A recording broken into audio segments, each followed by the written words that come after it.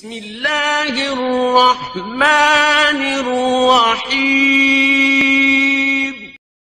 اللہ کے نام سے شروع جو نہایت مہربان رحم والا۔ آپ تمام ناظرین کو ہمارے چینل تعلیمات فقہ نیوز میں خوش آمدید۔ ویڈیو دیکھنے سے پہلے آپ سے درخواست ہے کہ آپ ہمارے چینل کو لائک کر کے سبسکرائب کریں اور ساتھ دیے گئے بیل آئیکن کو کلک کریں تاکہ آپ کو اسلامی معلومات سے آگاہی حاصل ہو سکے۔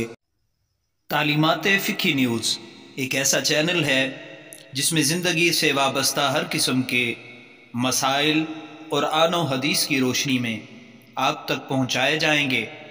پہلے اچھی نیت کر لیں کہ اللہ کی رضا کی خاطر ان تمام مسائل کو سن کر ان پر عمل کروں گا۔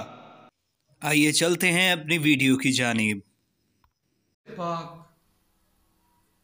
امام بخاری، امام ترمذی اور امام ابو داود اور امام احمد بن حنبل رحمہم اللہ تعالی نے اپنی کتب حدیث میں درج کی، اور اسی طرح فقی ابو اللیث سمرقندی نے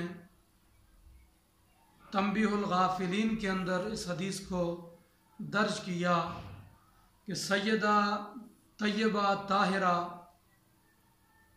ام المومنین عائشہ صدیقہ رضی اللہ تعالیٰ عنہا روایت کرتی ہیں کہ رسول اکرم نور مجسم شفیع معظم صلی اللہ تعالیٰ علیہ وآلہ وسلم جب بھی آرام فرمانے کے لیے بستر پر تشریف لاتے